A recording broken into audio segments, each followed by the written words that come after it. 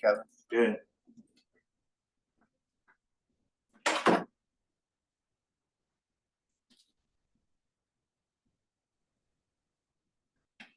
Robin, how'd your meeting go? Gosh, which one? The one with the developers. Yeah, actually, that went very well. Oh, good. You know who to talk to about that ODF master agreement? Would it be Ben or is it? Yeah, Ben, and I reached out, I forwarded both your messages to Ben. Okay. Because We didn't think that ADT was going anywhere. Yeah. It seemed applicable. well, almost like, I mean, it's really hard, right? Because Yeah, I gotta take time off of work. and Yeah. Get a resource order to actually go somewhere. right. So, yeah. Yeah. But I asked him, I do eat tomorrow. Well, yeah, it might be perfect if we could just certify through us. Yeah. To have something in 6 months. Credential. I would be firefighter too.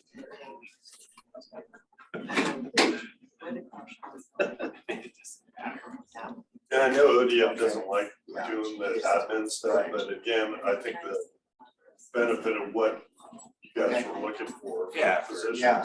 PIO, L10 stuff, I mean, Yeah. you know, we can really help. Office. Well, yeah, at least ODF who's right now struggling on that side of the house. Yeah. So. Good morning. I'll Yeah. let you know, I mentioned your name to somebody. Yeah. OSU Extension has an advisory committee, Yeah. and they were looking for somebody to represent kind of wildfire preparedness and prevention.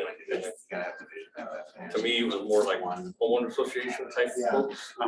And Two they bosses. approached me, and I said, well, Right. I know about this stuff, but I really don't have the network, because they wanted somebody who could Imperial mission. Yeah. comment on their extension programs and then kind of bring information back and forth between their networks and what extension does. And so I said, I could probably do it, but there are other folks out there I particularly thought about, the HOAs who work and our community organizations are represented in this group. And so I said, you know, so I don't know if they'll contact you, I don't know, but it sounded like once a quarter they get together and hear about extension programs. Yeah, and that's the thing, right? So By the you may get contacted, you may not, but in case you do, it's my fault. That's okay. Sounds like you get a lunch out of it, so. Oh, okay. But not today. Yeah. Not today. Yeah. Yeah. I think they were looking for somebody to start later in the year. All right. Without website, transects, all stuff without. And if I can help, I can. Yeah, well, there's a lot of folks out there that have networks that I don't have. So. Yeah, okay. It's gonna be very difficult to manage that. Yeah.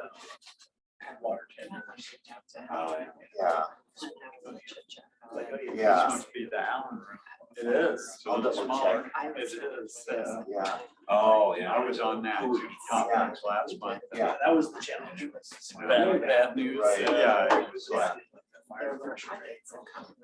There wasn't Yeah. much. Yeah. Yeah, they use this for the board meetings on Mondays. Yeah. So it's tends to work well. We would contract. We had like 3 dozers in house, and we would contract the dozers. Municipality. Nathan's talking today. It's kind of out of the aircraft program, right? Lots of evacuations and stuff. Remember, snow. So did I just not join audio? Yeah. Vent gets pretty dysfunctional if there's even like a foot of snow, a little bit of snow. But he went out on a snowmobile. Or Because we were all being camped. So I haven't joined any audio. Snowmobile asking him, hey, I'll ride into town. Like, bring this program.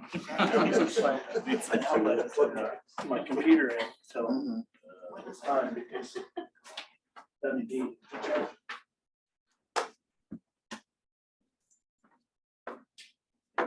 Okay. Yeah, yeah, okay.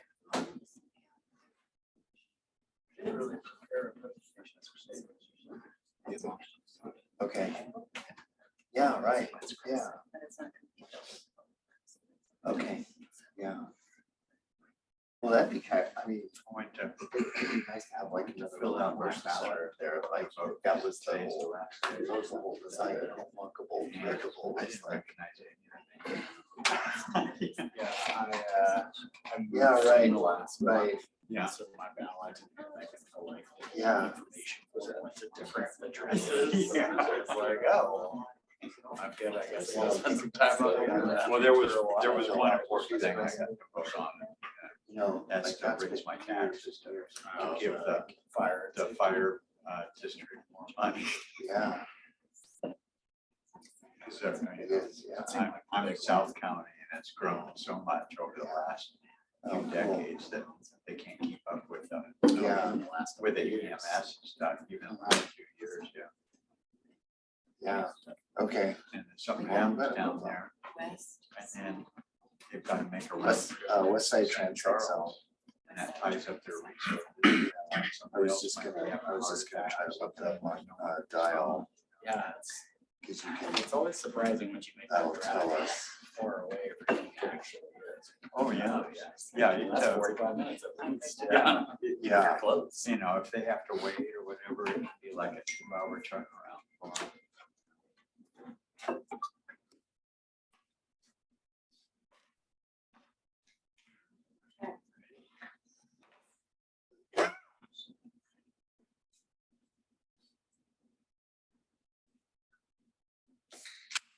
Morning, can you guys hear us on Zoom?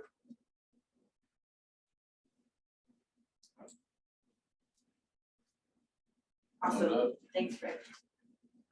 So this morning we have Nathan Garibay doing evacuation preparedness for us. A nice little presentation and probably lots of questions.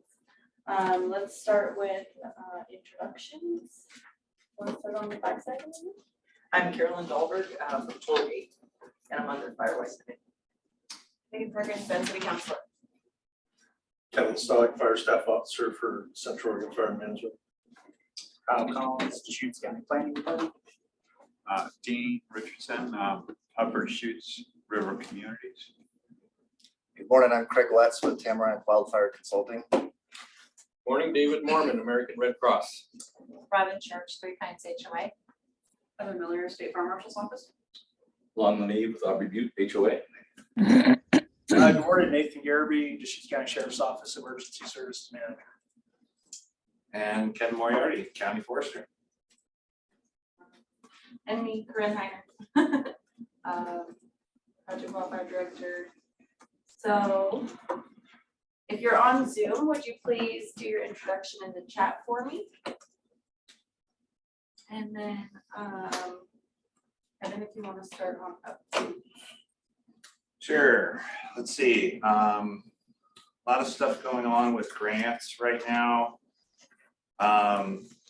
We're just about finished with our spring fuel reduction grant that we awarded some folks for the Firewise communities. That was the funding we got from Oregon State Fire Marshal. We awarded 20 applicants. The funding, we were able to award everyone who was eligible, who at least was a part of a Firewise community and turned their application in on time. We didn't award over $5,000. We wanted to make sure that we could get awards to everyone. But it worked out pretty well. There's only I have 2 communities that haven't signed their agreement yet, Mount Bachelor Village and Elk High Woods. If you're on, please sign that agreement. Otherwise, you should be receiving a check this week.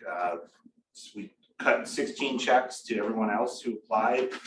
They went out last Friday, so you should be getting the funding. Please let me know for some reason if you do not receive that funding. And you should have got a letter too, that an email that told you how much funding you're getting. Let's see, we also received, we were awarded the Community Wildfire Risk Reduction Grant. which was also an Oregon State Fire Marshal grant. That was a pretty large one. We got $500,000. That funding, there's three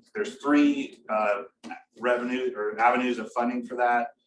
One would be going towards our FireWise grant program. So we did this in the spring. Normally we do it in the fall, and we will continue to do it every fall.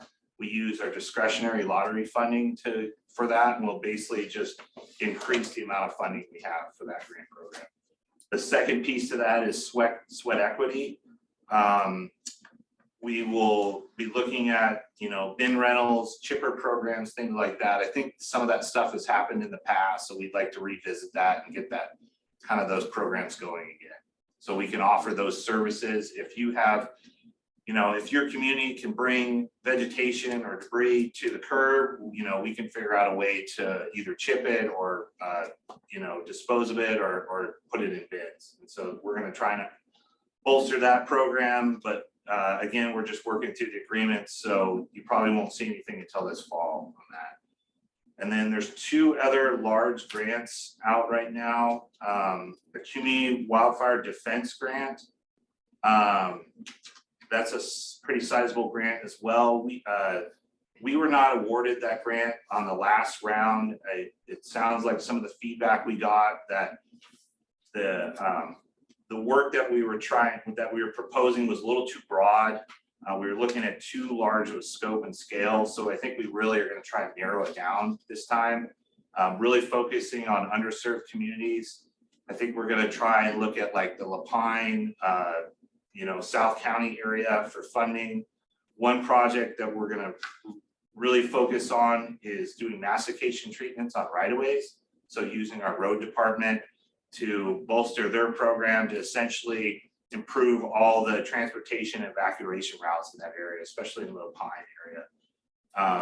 They're already doing that work already. We would just basically be expanding that program. So that'll probably be the main thing, at least for the county, that we're applying for. But Ross Huffman from ODF is kind of coordinating that, and we're working with him on that. And then the last one that just came out for another round of funding is the LRP, which is also part of the 762 bill. I don't know what the total amount of funding for that is, but that was more landscape resiliency type projects, so more landscape scale stuff.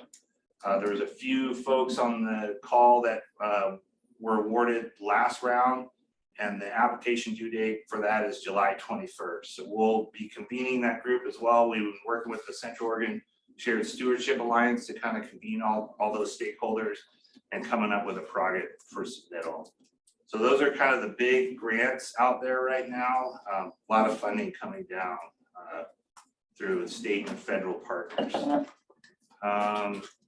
Any questions on that? Okay, that's all I have. And then to add to that, I'm also going to be doing an application for the CWP grant to like a separate one for our CWTPs. So we're going to be kind of overhauling those quite a bit so that our projects aren't as broad and more specific. Getting some help with rewriting and just going over those and combining them into one big CWPP, because a lot of the feedback that we have gotten is that we have too many. So I think it's important for funding that we get that done. So I'm going to be writing a grant application for that too. And then other thing is Fire Free is still happening, and that goes through Sunday, through Sunday. So if you haven't brought your yard debris to the landfill yet, it goes until Sunday. And then the transfer stations will begin on June 3rd, and those will go through the 17th. That's all we have for updates right now. So if Nathan is ready. I forgot to charge my laptop, so.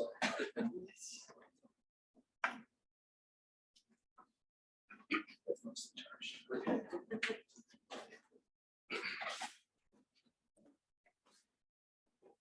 First. Oh, I'm gonna save that for dessert. Keep your strength up, Nathan. Yeah, well, I'll do it. I'll have one for sure, you know, you can't put, I'm not much of a cop, but I still am one, barely. Gotta keep your strength. Exactly. Okay, so.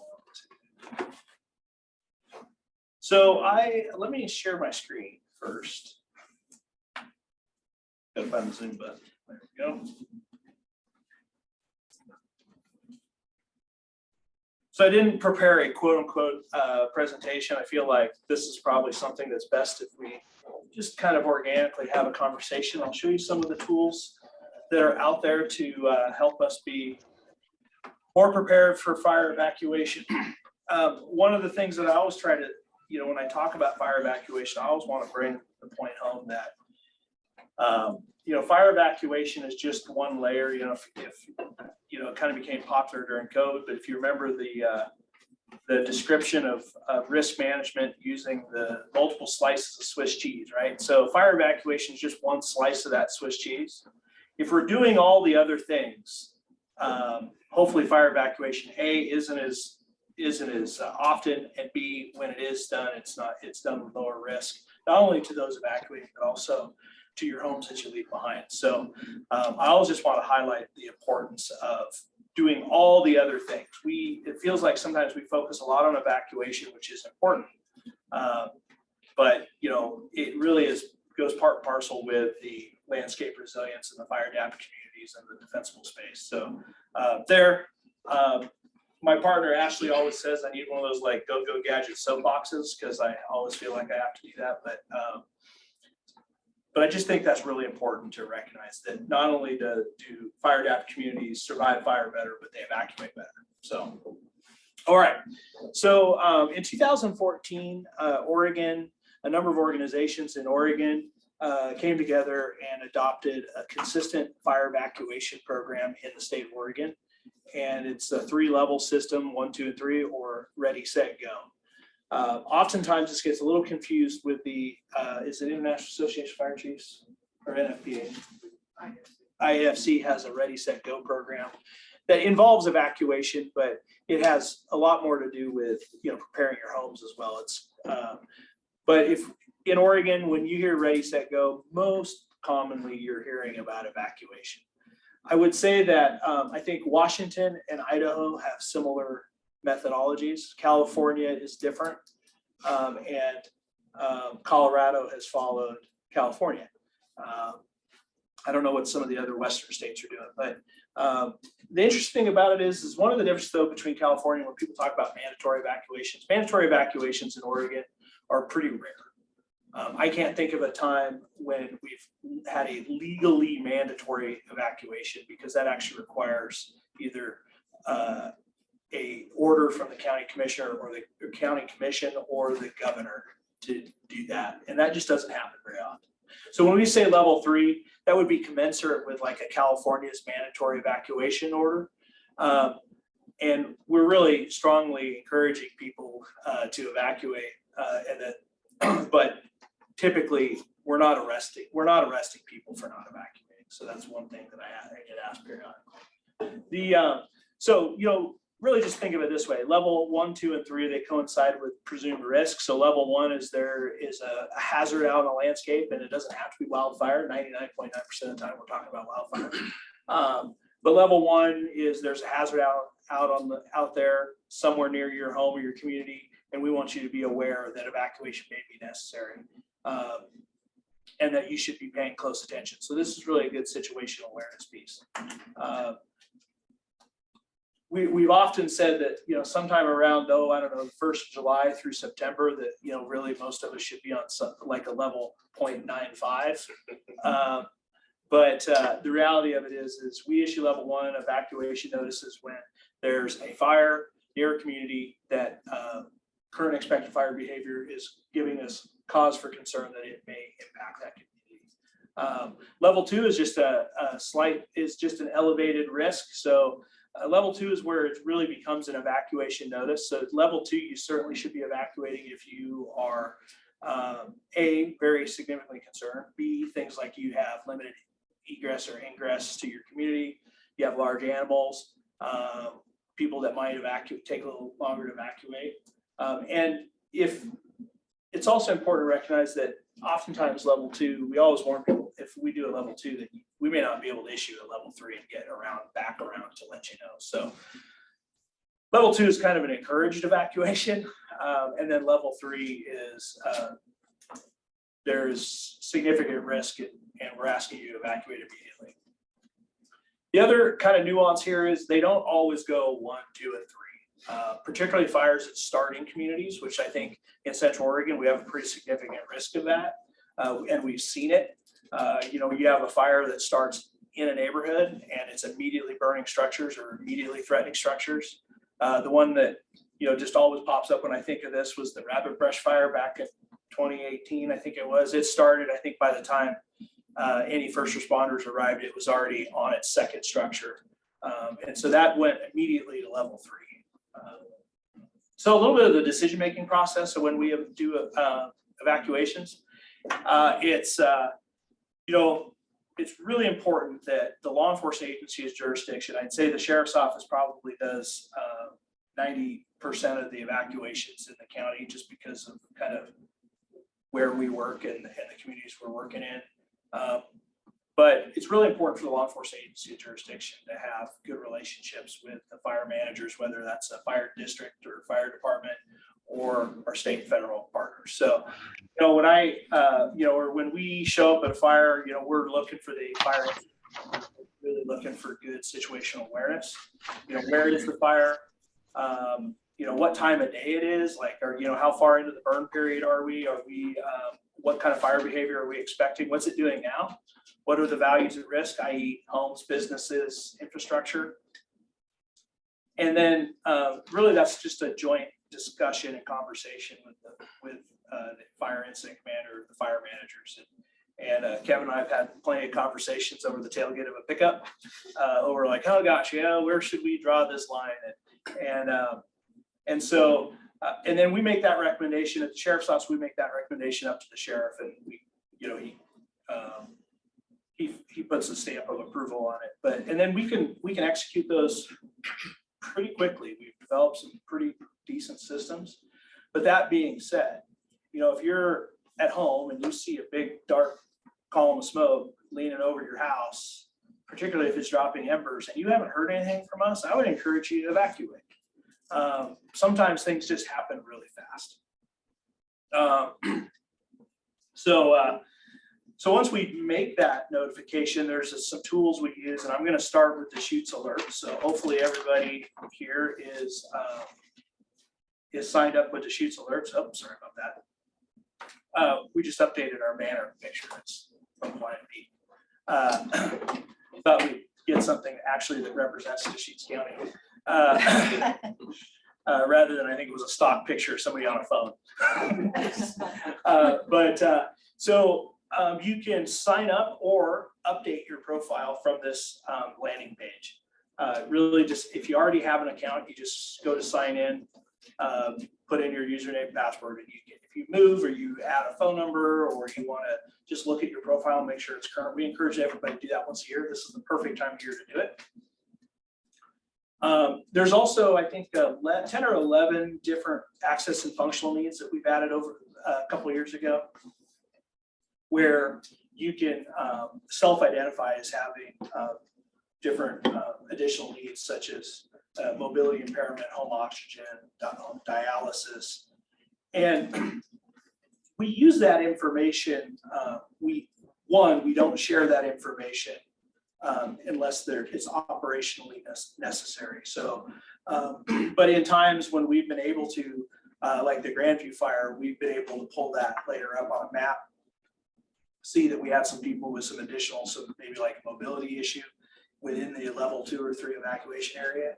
And we've been able to reach out to them either by phone or send a deputy to their house and see if they're able to evacuate. Now, I say that with we don't guarantee that service because we can't guarantee that service. I say that is that having that situational awareness gives us that affords us the opportunity to even try to do that kind of level of service. When it comes to folks with additional needs, that's a significant consideration for evacuation. So if you have a condition or additional needs, or someone in your home is, or your neighbor or friend is, that needs to be part of the evacuation planning process. So we always encourage folks to know your neighbors, and when you're evacuating, if you can and have a chance to check in with them, make sure they're getting out. Particularly those folks that maybe don't drive or are mobility impaired. So it's important to go make sure that you're signed up, and it's important to know that your profile is current. So 2 weeks ago, tomorrow we did a countywide test. So hopefully everybody in the room got that. If you didn't, please let me know. We'll troubleshoot, i.e. you either aren't signed up or we'll look at your profile and see why you didn't. So Deschutes alerts is probably the first notice you're going to get. This system this is the public facing system on the back end that's kind of co-managed by 911 and supported by the Sheriff's Office Emergency Services. Also allows us to use what's called the IPAWS network, or the Integrated Public Alert and Warning System, which is a FEMA alert and warning system. That includes the EAS system, as well as the wireless emergency alerts. Now, I'll tell you, we don't use IPAWS too often because historically we've had great success without using it. And it sometimes can be a little bit like smashing a fly with a, bigger, I don't know, like one of those wrecking ball things. I don't know, something huge, right? Some of the challenges of IPAWS is the network goes way more broadly than the very specific geographic region we're working on evacuating. So we did use it last year during the Cedar Creek fire because we were evacuating a backcountry area and we had no idea who was in there. And so we drew our polygon kind of along the evacuation area, which was all relatively uninhabited, but people were up there hunting and things.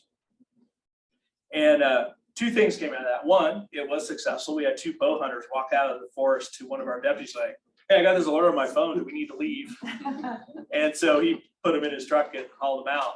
And then, but the other thing we noticed was we alerted people in La Pine. So some people in La Pine got it, and it's completely. Did you get it? Yeah. Yeah. So it's completely dependent on what your cell carrier and how they treat those WIA messages. It also has to do with how current your phone is. Are you LTE or 5G, like all these different technical things. And so, for example, the first night we were going up there to do evacuations, it was 10 o'clock at night. Myself and another deputy were taking a side-by-side up. We were going to go evacuate the Irish and Taylor Lakes area and the PCT. And Lane County, we've been coordinating with Lane County, and we actually said, hey, yeah, if you were going to do a WIA, include our side of the crest, because we don't both have to do it. Like I can alert for them, I can draw the polygon and include a little bit of them, and vice versa. So I was going out, I think it was about, I don't know, Lake Butte maybe, and one of my phones started going off with it, which is way outside the evacuation area. And then my work phone on Verizon, I was standing like half a mile from the fire's edge up on the Willamette side of the PCT when it finally went off. So who knows? So anyway, you say that is WIA is a great tool if that's your only choice. When WIA goes off, it's similar to an Amber Alert. If you've ever heard of Amber Alert, that's kind of how the WIA acts. So, all right. So we talked about alerting. The other tools that we use, obviously, social media, broadcast media. Broadcast media is incredibly important with these. I mean, they've done a great job over the years of amplifying our message, getting it out there. And then we also use, obviously all of the official social media accounts. We've learned the hard way. I shouldn't say the hard way. We've learned that we have to have something out on social media really quickly, because if we don't, somebody else will. and it won't always be accurate. And then finally, some of the other tools we use is our deputies and our search and rescue volunteers are trained each year annually in fire evacuation. So that includes, it's like a modified fire refresher, with fire behavior and safety, but then also kind of evacuation operations. And then last year, we just started rolling that out to the city PDs as well. So historically, Sun River PD has done it and Blackview, but last year we just gave that to Bend PD. And this year we're hoping to get it to Brevard PD as well. So just trying to share that kind of more cohesive plan on how we operate. Any questions so far on like general how we evacuate and those tools and what we do? Perfect. Quick question. Yes. So when the Deschutes County population goes up substantially in the summer because of tourism and visitors and so forth, how are they notified? Because they're not part of Deschutes alerts. Will it be through that other system that you Potentially, mentioned? It really depends on the area we're evacuating. So if we're looking at more recreational areas, yeah, that would be a time when we would consider using iPods. We also have some what's called community engagement tools. So Sun River uses it, which allows people to temporarily opt in to, like when they show up to visit Sun River, they can temporarily opt into Sun River alerts, and that's actually through the county's system. And then they can opt out when they leave. It's just a quick text message. Some of the other tools we use is obviously word of mouth. People tend to like, oh, everybody's evacuating, maybe I should too. But yeah, when we're dealing with major recreation areas where there's maybe a small percentage of those would be like residents, that would definitely be a time we would use that. Another thing about the system, and I'd encourage you that if you're using Deschutes alerts or you're using Everbridge, that's the system we use. It has an app, and both on Apple and Android. And so if jurisdictions are putting if they set up their alerts a certain way, if anybody in Oregon that's using that app, and if they have their location services turned on and they're traveling in Deschutes County and we put out and they are in that polygon, then the app will recognize that and alert them. So that's kind of a cool thing about it. So everybody should add the app. You should add the app. One, it's you get your messages just a few seconds faster, but two, it adds a little additional functionality like that. So, yep. Yes, Commissioner. Okay, so the Grandview fire, that was by me, right? Yeah. Yeah, I started in Jefferson County. Yeah, you probably had a great view of that. Oh, I had a fabulous view when I was going to fill up, put gas in my vehicle.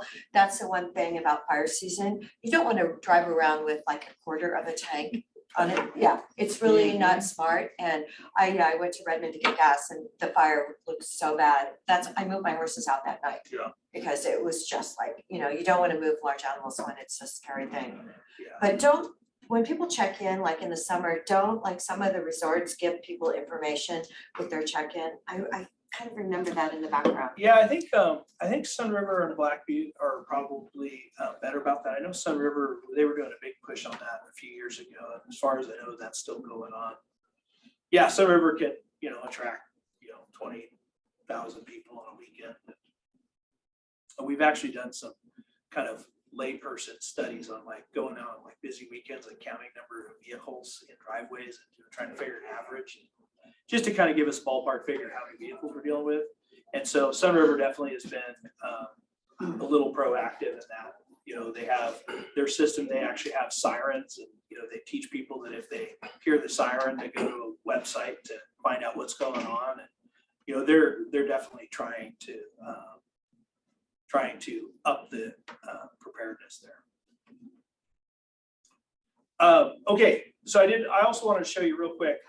So Deschutes County is part of a 35 of 36 counties in Oregon are under the Oral Alert umbrella. And for years and years and years, we paid for our emergency alerting system. And the state of Oregon, after the 2020 Labor Day fires, said it's important, we want every county to have it. And so they created this Oral Alert. The state went out and did an RFP for selecting a vendor. They selected Everbridge, so it was really easy for us. All we had to do was sign an agreement, and then the state pays the bill for us. So we like that. And then we managed it just like we did before. But the cool thing about OrAlert too is they have a website where if you live in Jefferson Crook or any county in Oregon, even the counties that aren't on the one county that's not, you can put in your county and it'll take you to the landing page to sign up for alerts in that county. So if you have friends or family that don't live in Deschutes County, we have DeschutesAlerts.org is kind of the easy to remember URL to get to our landing page, or you can access it through OrAlert with all the other 35 counties. And let's see, I wanted to, one of the things we do is when we do evacuations, we have a, how am I doing on time? Okay, perfect. When we do evacuations, we have the ability to quickly put those up on a live map. So that's part of our workflow is we do an evacuation, the alert, the polygon goes in Everbridge, it gets pushed out. That polygon goes on a web map that we can use in emergency services. And then we can publish that immediately to a public facing web map, which is this website. And then we can also sync it with the state of Oregon. So the state of Oregon on their statewide situational awareness map, they can see that as soon as we push that, and it syncs it all up, and they can see that we're doing level 3 or 2-1 evacuations for the Deschutes County. I'd encourage you to bookmark this site. During Grandview, we actually had so much traffic on it. I think what was going on, it was kind of, that was the fire in the west at the moment. And so it made regional news and people were like, oh, I want to go check it out. So they'd go to this website. We actually bogged down our Esri server. So we've since moved it to the cloud to avoid that problem in the future. It's all my neighbors too, don't forget. Yes, oh yeah. Yeah, we discovered just how much bandwidth that server can take. So, but it was getting bombarded with traffic. And so we moved it, we're working with our IT folks down at the county, and the GIS folks at county are just top notch. I mean, they have been phenomenal. So they figured out, so we've moved it to the cloud, hopefully to avoid that problem in the future. Obviously, we like to own things. I'm a guy that I want to see where my stuff is, but it is 2023. Where's the cloud? It was pretty cloudless today, so I don't know where this stuff is. I don't know. Maybe it'll come back this afternoon with the thunderstorm. So what typically what we do, what you'll see on here is we'll usually put the general fire location just to give people an idea where the fire's at. We'll put any road closures on there, and then we'll put evacuations or shelters. Sometimes, and we don't use this, we've never used it, but we have the ability, if we want people to see a certain route to evacuate, we can put a route on there. We typically encourage people evacuate the route that you normally come and go, but be aware of all the other routes in and out of your community in case you need to use them. But so we have the ability to put, if Red Cross has a shelter or a temporary evacuation point that we're staffing, or a smaller large animal shelter if people need to know where to take animals. I'm going to give you guys a sneak peek at a draft version, a new version of this. So I'm asking for some feedback. So we're moving to they call it a web experience through Esri. It's essentially a dashboard. But the thought here is that try to compile a little bit more information, kind of give people a little bit more tools. And then those tabs up at the top would be additional information. So it's kind of more of an all year round, not just when an emergency is going on, to kind of familiarize people with the site. It's kind of what the thought was. But then when there's an incident or a fire, we can update the situation and some of the other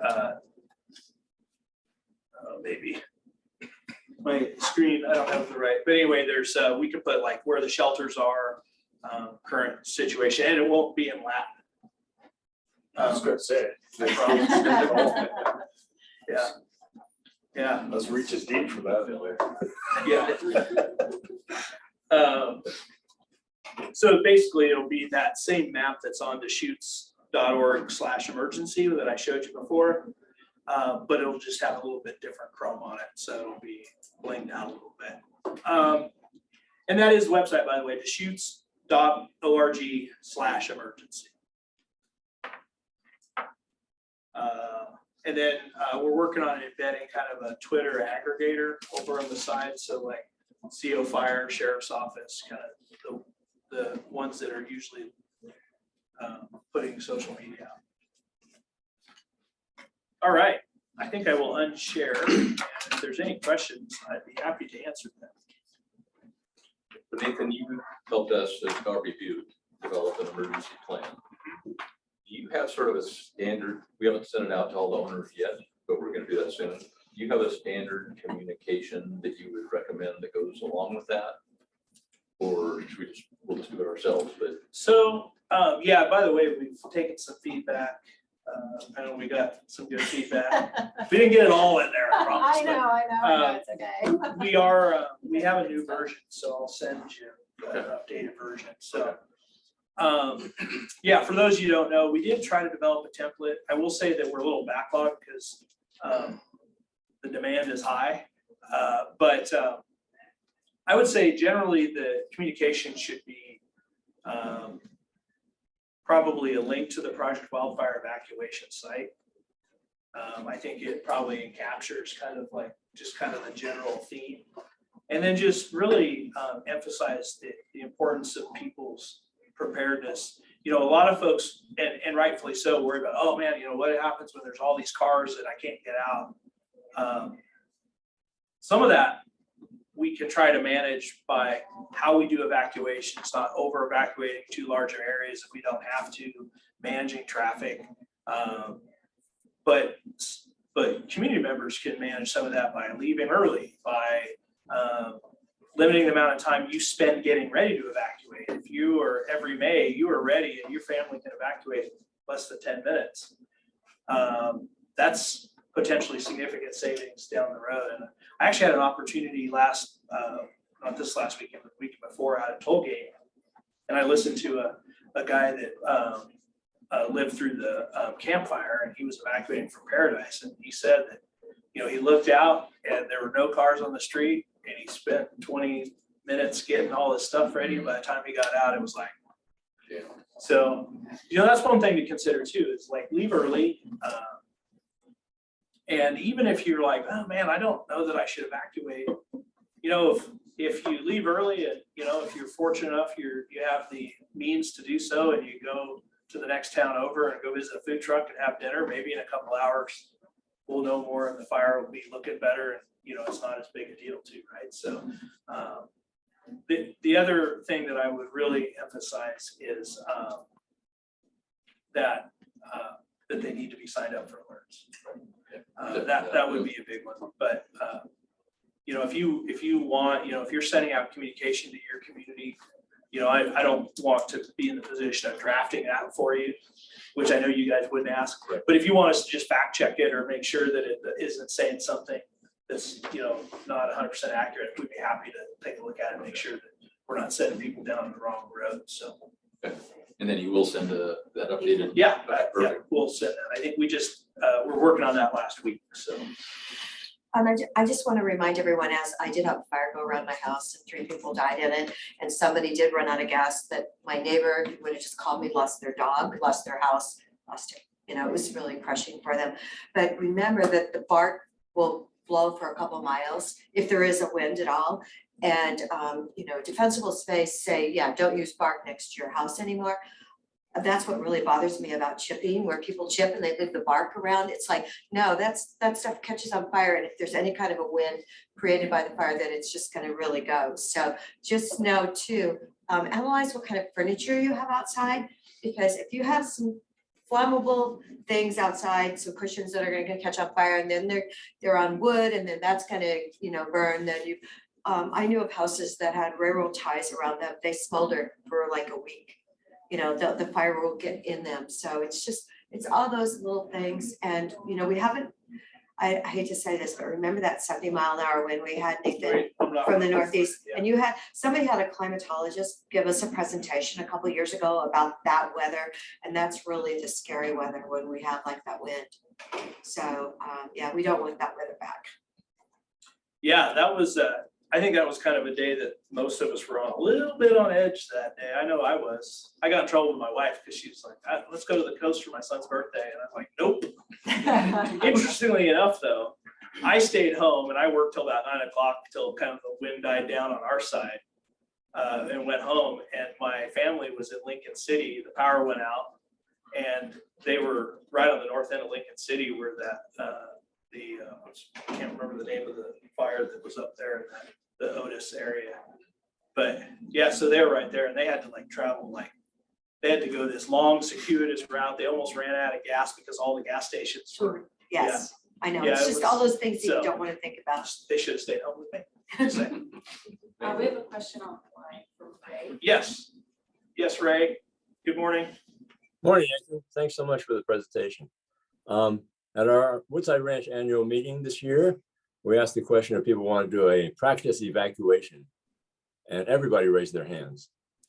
And we said, well, we haven't got time to do it this year, coordinating with you, but if we go and give you an alert somehow, and you get your go bag and go to the end of your driveway, would you do that? And they said, yes, but we'd like to know how to get out of here. So the question to you is, what would we have to do and how long in advance would we have to prepare in order to actually do a practice evacuation where they get in their cars and go to a central site? So I can appreciate wanting to do that. I can appreciate some value in that. This would be my concern though, is that, with any evacuation, there's risk. So I think we could have a conversation about what that would look like where we're managing risk. But also like, how would we simulating the actual traffic values in that, I just would be worried that we give ourselves actually a false sense of security and that people would probably travel quicker. So Woodside Ranch, if we're evacuating Woodside Ranch, we're almost certainly evacuating Lost Tracks. We're evacuating the area off of Tecampy, possibly, down Country Club and all those areas. And so like, my concern would be is it likely wouldn't be just an isolated evacuation of Woodside Ranch. But yeah, let's have a conversation. I'd certainly be willing to entertain a conversation. I just want to make sure we talk through what our objectives are. Are we gonna, what's our probability of success if we can manage risk appropriately? But if, communities certainly want to do that practice of like, all right, go get your stuff, get to the edge of the community. That's the amount of time that we as community members can control. So if we can limit that space, that's certainly, if we can get those wheels greased well. The other side of that is managing traffic, and that's going to require ODOT, county roads, city public works, taking over intersections, closing lanes off of roundabouts, potentially closing lanes of Highway 97 for that area. And so I think to get a realistic perspective, that would be difficult.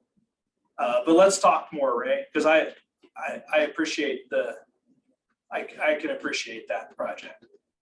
Great, thanks, Nathan. I'll call you. Yeah. Nathan, the Red Cross is kind of the go-to when you need a shelter as far as managing that shelter. Can you talk a little bit about temporary evacuation points versus shelters?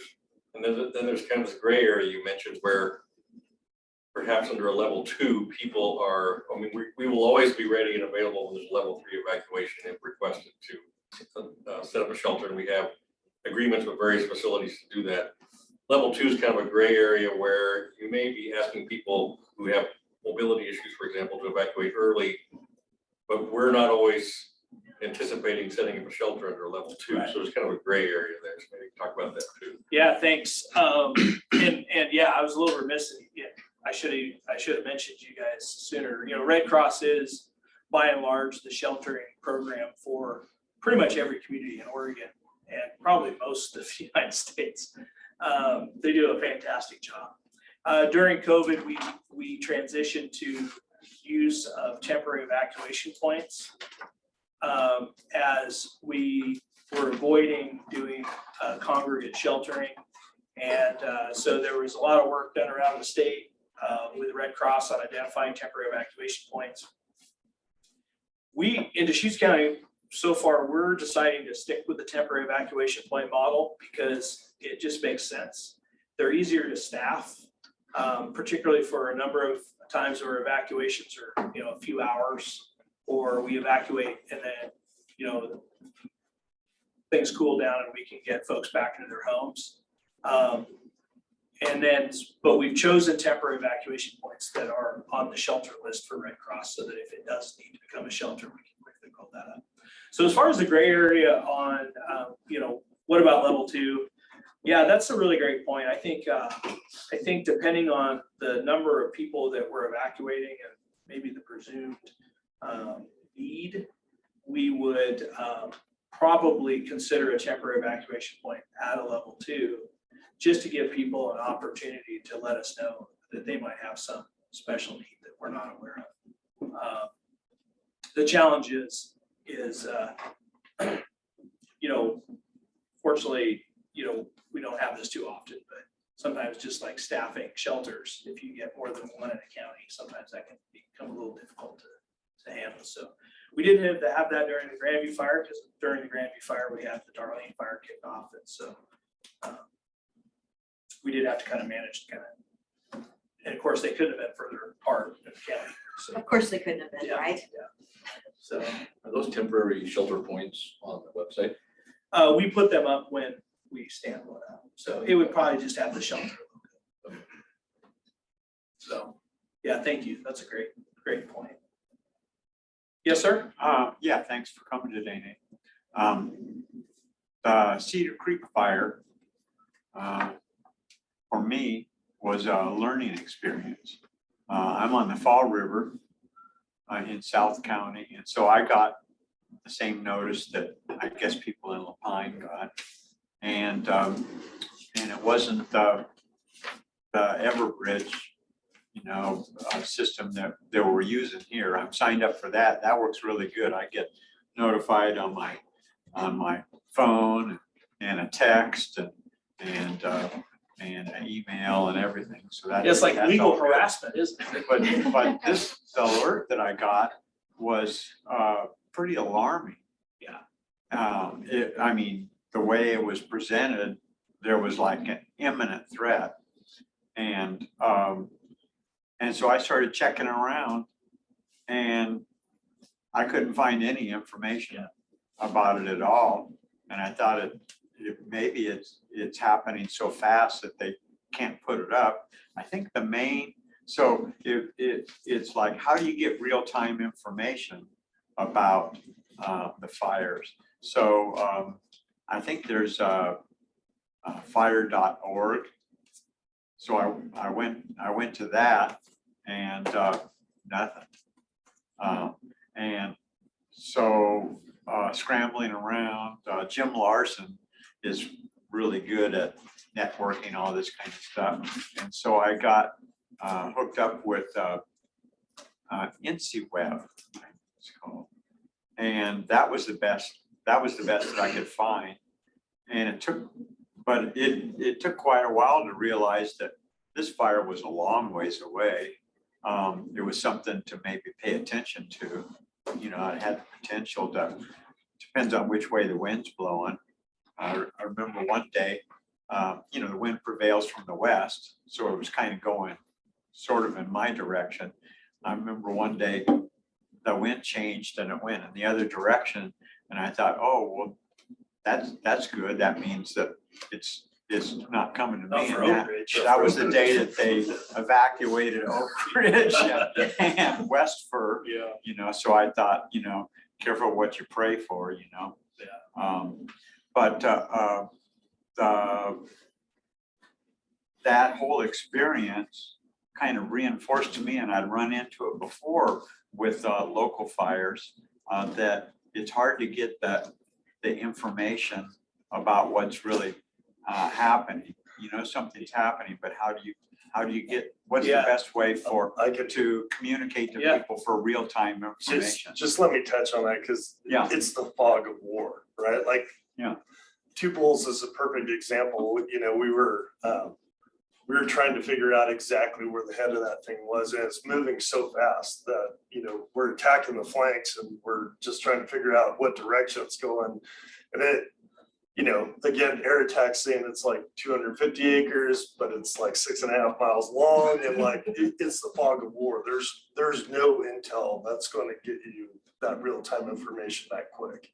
And because of what we have to do, it's not like we could go get it. It took me hours to finally go, I have to go out and see where the head of this thing is. And I drove out and found the head of it, and then came back and gave everybody that information. But it was like, you know, I was the incident commander down in Cougar Butte, down in Lake County, and that ran 18 miles in a single burn period, right? Like, so we're just telling people to get out of the way. And if you see smoke coming at you, you need to get out of the way. That's the real-time updated information. There is no, we can't update that quick, right? There's, at the start of a fire, you're lucky if you have any public information folks besides a couple running around. And then to be able to gather the situational awareness takes a lot of different work from a lot of different places, and a lot of different people, from satellites, from the ground and everything. And that's why, you know, a lot of times you're like, man, that fire, they're still saying it's 300 acres, but it's really big. And the next day you're like, oh, it's 6,000 acres. It grew like crazy during the night. No, it's 6,000 acres, because we finally got around it during the night and realized that it's 6,000 acres, but you can't get around it when it's, you know, running. And believe me, when I went out to the head of Two Bulls, my wife was calling me. She goes, where are you at? I'm like, out at the head of Two Bulls, you know, figuring out where this thing's going. She goes, are you nuts? And I'm like, you know, it was a little nuts out there. It was a little crazy. And it was a little, it wasn't a good place to be for somebody if you didn't know fire behavior and those road systems and things like that. You could get in trouble really quick out there. So anyways, just saying that you're not gonna have that. This isn't like a lot of stuff where we're just used to having instantaneous news.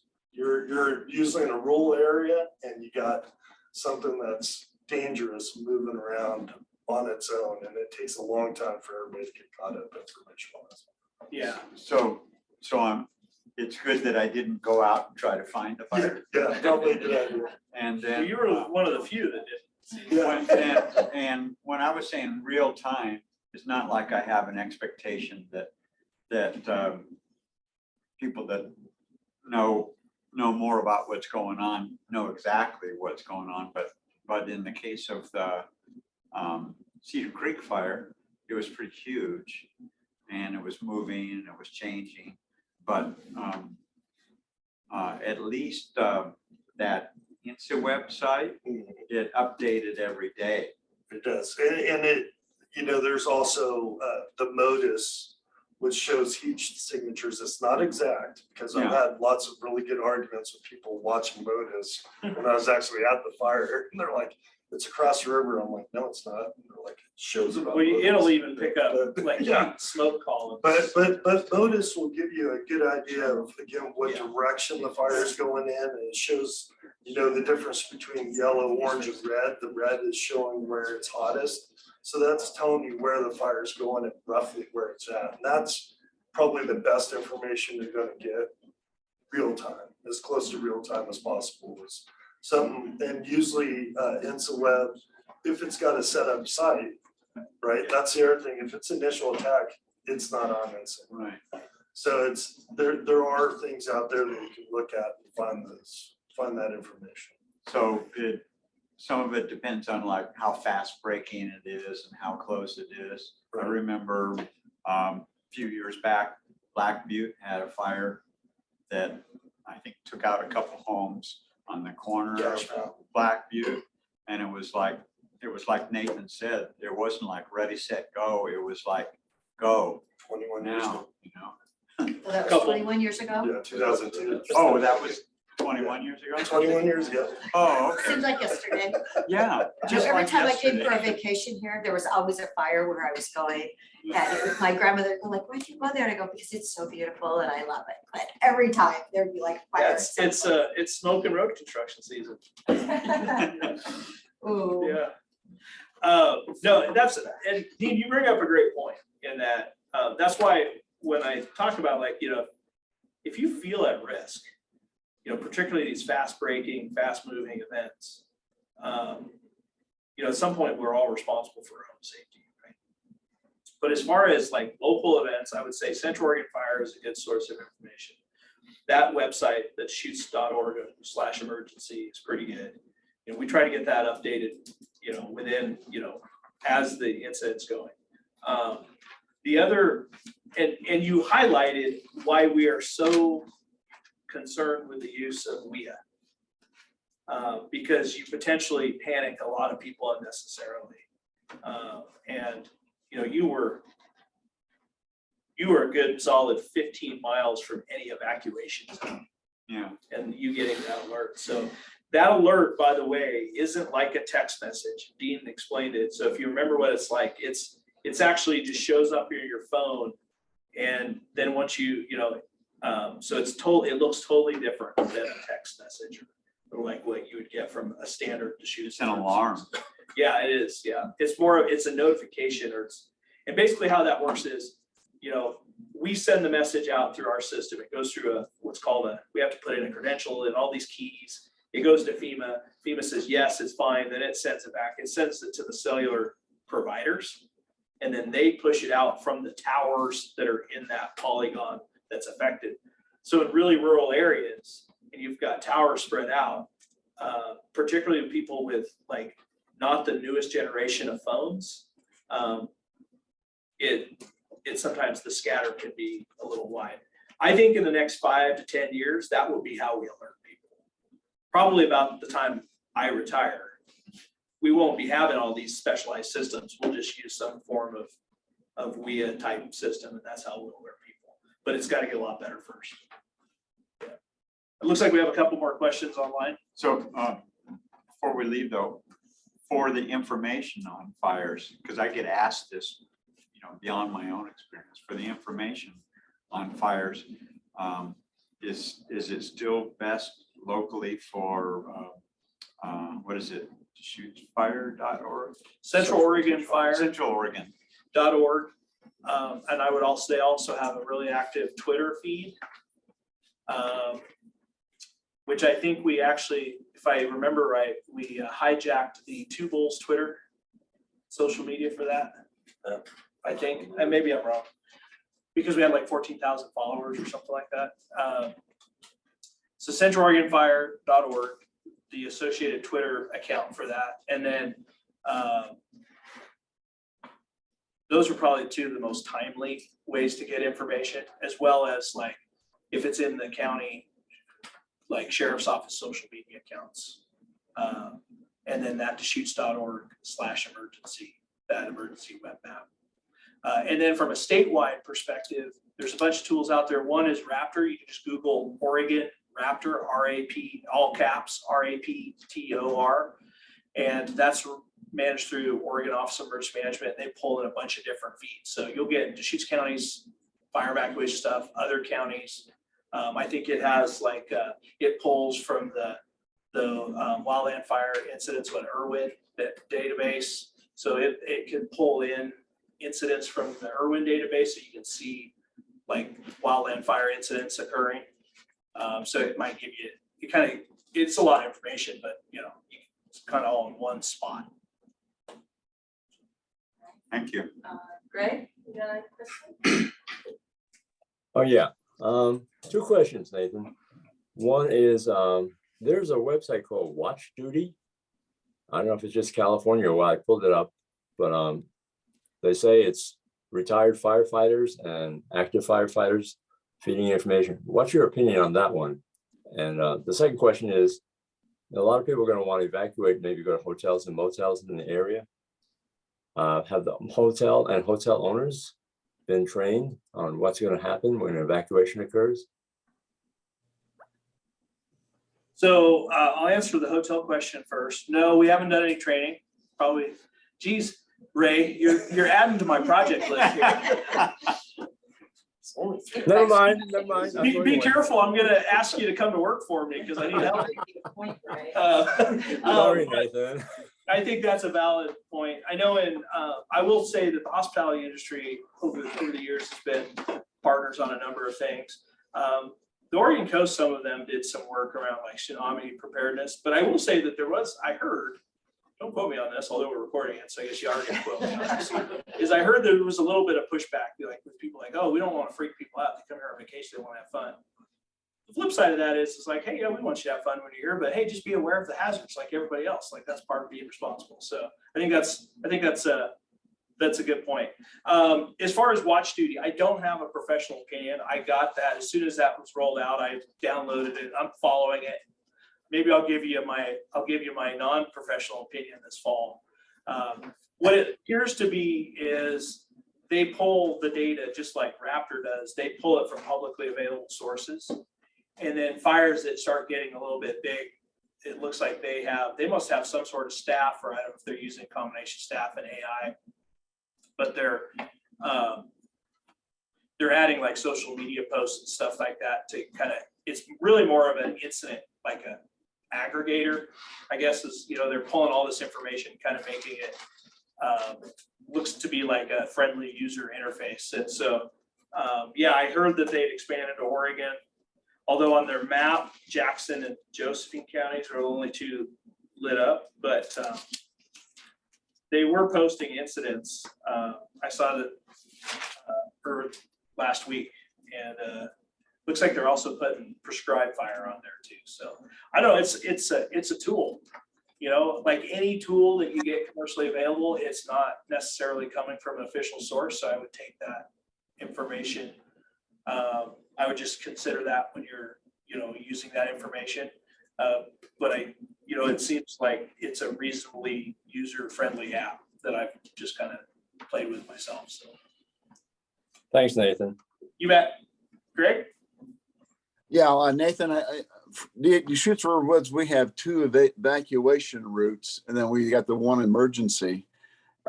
Is anybody working on trying to get us another evacuation route? Because, if one of those normal evacuation routes goes out because there's a fire there or whatever, that emergency route is real difficult because you have to get ODOT involved and the railroad involved. Yeah, that exit down off the south end of Cheyenne is not ideal for sure, because of that reason. I do know that the county was evaluating, and sorry, Commissioner Dare, if I put you on the spot, maybe you don't know yet, but I know that there was I think the county was evaluating, looking at the transportation systems plan, some sort of another route out the south end and it would intersect with like a future interchange, maybe with like a High Desert Museum type deal. I don't know if that made it in the plan or not. I know that there was. No, it did not. It didn't? Okay. Okay, I did talk to Chris Doty about it last year. Okay. Because, yes. I didn't want to put you on the spot. No. And my best friend from fourth grade on just moved into Deschutes River Woods. She grew up in Hampton with me. So anyway, yes, always trying to, work on other routes, because remember we went through Tollgate and Sundance in 19 and making sure that those people have a way to get out. It's so critical when there's only one way in and out. It's not good for and that's a huge community. Yeah. So I will remind Chris again, and I will do my very best to make sure that we ensure something does happen there. Yeah. Even if the roads are like cleaned up or something, they don't have to be like paved and whatever, but they need to be accessible. Yeah, I know that the road department each year goes out and looks at that emergency exit there that goes across the tracks and does some maintenance so that, you don't get your Honda Civic hung up for trying to cross the tracks. But that one poses problems of you have to shut down the railroad, you have to get with ODOT, you essentially have to close a lane of Highway 97. And really, you're gonna get out and you're gonna have to go south on 97. You're not gonna be able to turn and go any other way. So, which probably would be the best way to go anyway, if it was that kind of situation. But yeah, I mean, that's kind of one of those long-term like wish list items that, you know, if I could wave a magic wand. Yeah, but yeah, thanks for bringing that up, Greg. I always get called that on that with the RW people, so, yeah. Okay, thanks.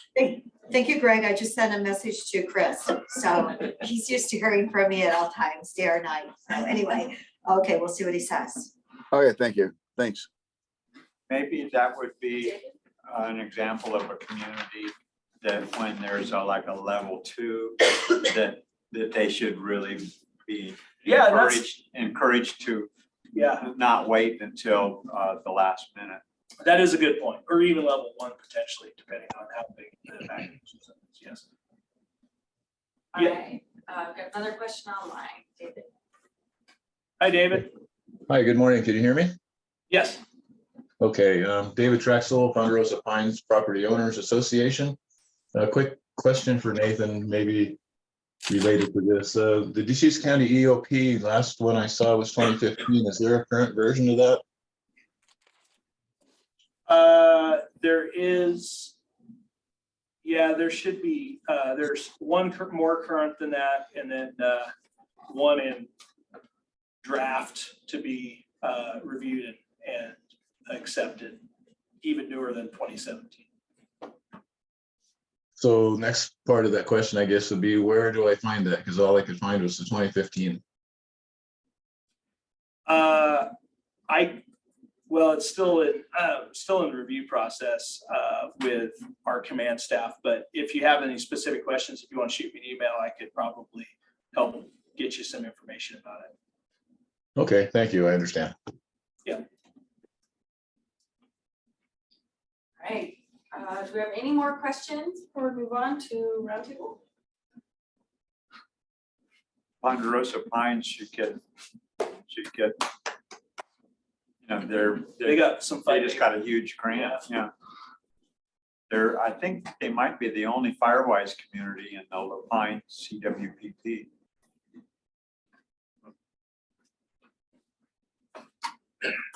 Yeah, that was great.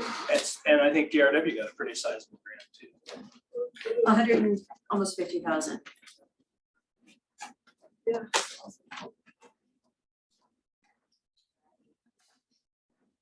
Thank you, Nathan. Really appreciate that and going over that with everyone for all the good questions. Go ahead and do a roundtable. Start with Kevin over here. With me? Got anything to share? Yeah, just prescribed fire season's going, obviously. I think we're pushing around 2,000 acres of prescribed fire, and we've done it outside the community of Sisters and Sun River and the north end of La Pine down by Polano Lake Road. So expect more. There'll be we're looking at West Bend. It's been kind of a struggle to get a smoke forecast that is doable, and of course we avoided the Mother's Day pull pedal paddle weekend, so we stayed out of getting in trouble on that. So we are looking next couple of weeks is kind of a critical part for us. The first couple of weeks of June is kind of where the end of the prescribed fire window usually happens. So I would expect quite a bit of prescribed fire next couple of weeks, and thank you everybody for supporting us so far on that. And then, yeah, just lots of good fuels work going on. You know, we're busy all over the place with vegetation treatments all over the woods. So lots of good work's getting done this year and for the next 10 years because of that bill funding that came through. So we're putting it to work out there. That's it. How's staffing for the year looking? Staffing is similar to last year and the year before. So we're stable here in Central Oregon. You know, same struggles everybody has, just trying to get new folks in with housing and issues with that, you know, the cost of living. But In general, again, we're staffed the same as we have been, so somewhere around 350 firefighters for Central Oregon, including the Deschutes, Deschutes, and Mobile. So our big, small 13 million acre chunk of Oregon is got about the same amount as usual. Okay. Upper Deschutes River communities, we're still trying to assist the communities, mostly with the individual properties. We have a couple different programs, to help them become more fire adapted, defensible space, and then to connect them with sources where they can do community projects. I think the most bang for the buck are those sweat equity type programs like chipping stuff, because a lot of work can get done on the ground. And I noticed there was even though we were having some weather, a little bit of weather, but there's been pretty good participation, I think, in fire free, where people have been taking debris to the local transfer stations, etc. Thank you. Carolyn from Tollgate, and I thank you to Nathan for coming and participating in our Firewise rally, as well as working to get our perimeter hardened is what we're working on as a group, and trying to get it figured out. So lots been going on with the trailer to get people to do the on the ground, the sweat equity part. Well, we just stay busy with the HOAs that we're working in, and we're entertaining a couple new clients, maybe working through some agreements there. So just trying to continue doing some good fire mitigation work out there with Tamarack. Oh, I just want to thank Councilor Perkins for coming today. I just thought it was really important that somebody from the city of Bend actually gets some of this information and she can share it. And maybe there's somebody else on your team that will want to come next time. But especially when we have like the tubules, and when somebody in fire has to drive around and find the head of it, I would hope maybe next time you'd send a drone or something. I don't know if that would help, but no. Just in the way of the air tank. Oh, the smoke, right? Yeah. Yes. Oh, that is That's smoke. not a good idea. Yeah. Well, what was the fire out in Sisters where the man almost died that time? Because it was in the thicket, and going out to You're that. talking about Pole Creek. Yeah, Pole So, Creek, yeah, that was, and he almost died, and that was his business. So anyway, your bravery and what you do to protect us is incredibly appreciated. And I have not heard back from Chris yet, but I will let you know. For the American Red Cross, I just want to report on May 1st, we had what we called a community engagement event in Deschutes County. We've done this throughout our Eastern Oregon territory, where we bring partners together, explain the Red Cross roles during disasters, and dialogue with other organizations who have roles, because obviously it's a lot of partnerships that happen during disasters, not just the Sheriff's Office and the Red Cross. So we had folks from the Salvation Army, from school districts who often are the hosts for our shelter locations, Council on Aging, several county agency representatives, state and federal agency representatives, homeowner associations, folks from insurance company, Mosaic Medical, United Way, Public Health, and probably one of our most important partners are the pet evacuation teams. And we had a couple hours just to talk about our different roles and how we can help each other, and how we can communicate during, but maybe more importantly before a disaster occurs, so we all know what our various roles were. And that was hosted by our executive director and our disaster program manager. Many of you have already met Patty Smith, who's our disaster program manager. Morgan Schmidt is about 2 months into her new role as our territory executive director. So that was a very well attended and I think very useful event. Oh, I do have an answer from Chris. He is good. He is actually outstanding. Okay, he said there is a gated fire emergency access to US 97 in addition to the common routes. Not ideal. We are proposing a south end interchange in our transportation plan update. So thank So you, it's still in Chris. the proposed stage, so Well, I'll say, please move it to real. I would concur. Yes, okay, I'll tell him you said it. Okay. The Sheriff's Office, I think we actually submitted a note of support for that. Okay, good, thanks.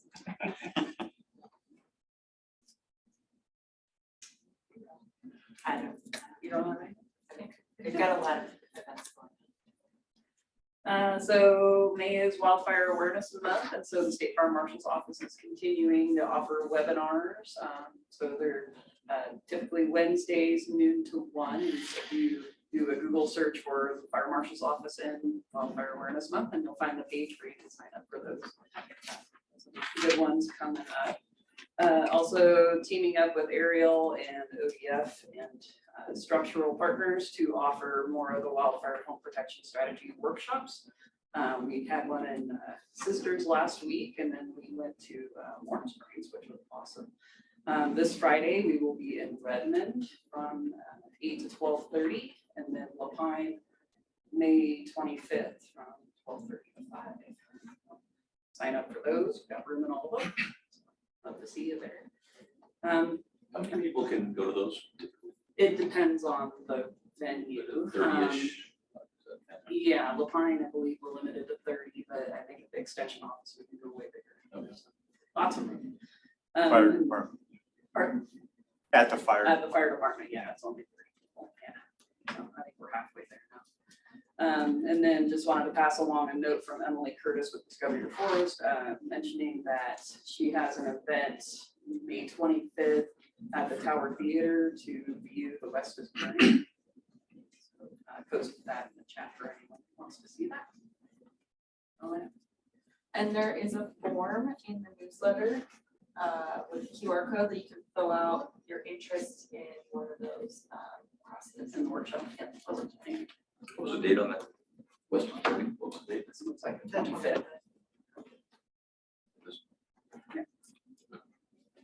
Aubrey, we're busy doing a lot of home evaluations, assessments. So we're heading for about 300 that we've completed out of our 782 properties. So we're teams of us assessors are busy doing that. We're focusing a lot on remediation efforts, really trying to connect people with either providers or with the fire-free events. So we extend our fire-free for the full month of May. So we provide 4 bins, which seem to be always full. So we have a lot of activity that's been going on. We're about to send out the evacuation plan for all the owners to educate them on that. And that's really our main effort right now. I'm also involved, as Robin is, with the Project Wildfire Neighborhood Coalition, the subcommittee. So we've been meeting monthly. We have a mission developed, mission statement developed. We have rules pretty well defined. We're about to engage in depositing a lot of documentation in the library that we were going to keep on Google Drive. It'll be topical. So if a HOA or a community wants to go find an assessment form or information on evacuations, that sort of thing is trying to facilitate all of the information that many of the agencies have already and some of the HOAs have, and just compile those to make it accessible to people so they don't have to recreate the wheel. And we also have a mentoring component to our mission. In fact, I'm doing my first one tomorrow. Aubrey Meadows wanted to learn kind of what we're doing at our HOA, so I'm meeting with Merrill from there tomorrow to show her what we're doing and what we have information for, and see if they can help them get started, get some traction on what they want to do. So the coalition is, I think, really going to be an important aspect of how this whole effort gets built out much more quickly than it would otherwise. So, and if anybody has an interest, we're trying to get geographic representation from HOAs, Lapine and Sisters, and we already have enough in Bend, probably Bend proper. So if anybody's interested from a kind of a rural area or outreach area to be involved, just let us know or come to the meetings, which are the third Wednesday of every month from 2 to 4 at the road department. I think we still need someone from Redmond, right? I think so, yes. Yeah. Redmond. So How would that word get out best to the various communities? About what we're doing? Yeah, and how to connect with that coalition that you're talking about. Mainly through Project Wildfire. Yeah, I would think so too. 'Cause Yeah. we don't have a good contact list, you know, in our subcommittee, but Project Wildfire. Well, we have a list now, we haven't looked it over, used it yet. Contact list for all. Right, because Ross gave us the contact. So we have the contact list for all of the Firewise communities within Deschutes County and actually Jefferson Correct. as well, but we haven't proactively reached out to anyone yet. But we don't have the contact information for those that aren't Firewise, right? Correct. That's what we don't have. And the agencies, the various agencies know those contacts a lot better than I think our committee does at this point. Yeah, for a lot of reasons, the Firewise communities are more hooked up. Right. And we have, especially in South County, we have a lot of communities that don't have an HOA. And it's hard to even communicate with them. But you got to start somewhere, and the Firewise communities certainly should know about this, have a chance to participate. Yeah, and so that, we do have that list, and you know, the Firewise, there's a lot of different levels of capability in Firewise communities. You know, some are what I call Firewise light, that want to establish better capabilities. And so those are, in fact, the one tomorrow is that they're Firewise, but they really want to start thinking about assessments and doing some other things. So building those capabilities out is great. And then as those start building out, I think they'll reach out to some others. So it'll be a little bit organic, but it'll be hopefully a lot faster than it would be otherwise without, you know, sort of the subcommittee focus. Thanks. I think it's great that that's happening, you know, because some of the communities, when they're trying to become a Firewise community or they're in the earlier stages, they're having to go through a lot of the learning the hard way. And so to network like that is really going to be helpful. Yeah, that's what we're hoping for him. There's a lot of misconceptions as well about Firewise that can be put to bed when you have that one-on-one conversation with someone who has, you know, a community that's gone through it. So I know that that's what happened when, you know, we worked with our neighboring communities and insurance. So Kevin, how many Firewise communities are we at now? 63. 63 are all certified through the process. 63 and then went up to 69, I think, for pending. Okay, So, another 6 for pending. keeps increasing that every time we look. Nathan, you got any updates? No, I think you guys heard enough from me. We need a donut. I'm gonna have a donut. That's my update.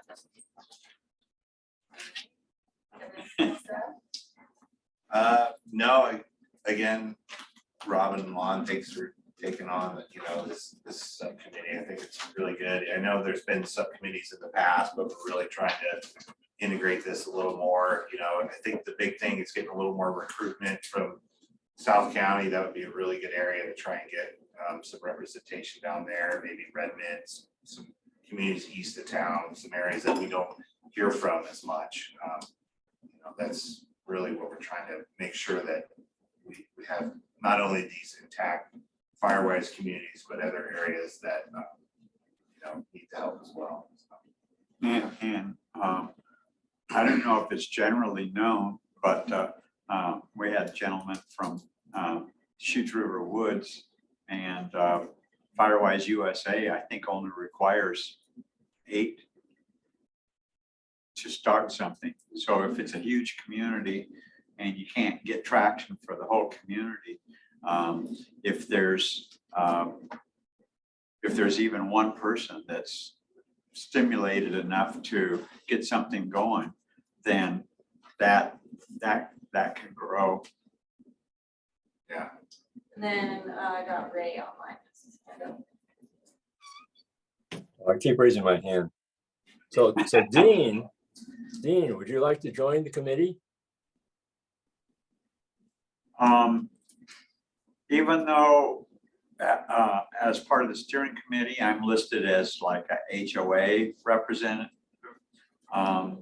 The Upper Deschutes River communities is really more to help with a lot of different communities. And so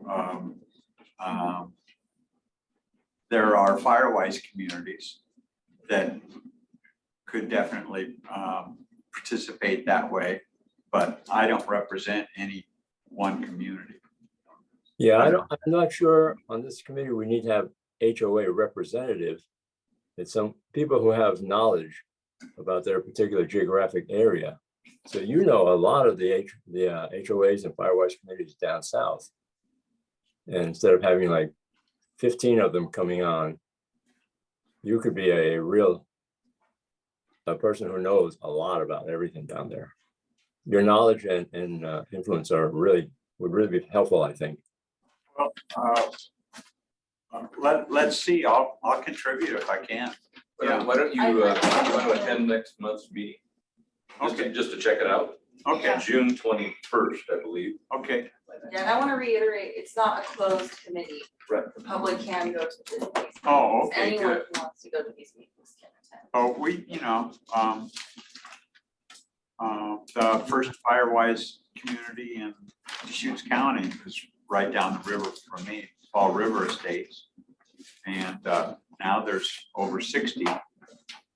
So that's a good thing. Yeah. Okay, Dean, so you meet the basic requirements of having knowledge and you breathe in and out. So you're on. Yeah, I can do that. So next month, Just about the invite. I'll put it on my calendar and meet with you guys next month. Yeah. Okay. Thank you. All right, well, just about out of time, so I want to thank Nathan again for his presentation on evacuation preparedness. We all appreciate that a lot. For coming and doing that for us. And thanks everyone for being here this month. See you next month. Thank you. Thank you. Yeah. Well, I wrote it down that I promised. Are we gonna be- Were you looking at sisters in the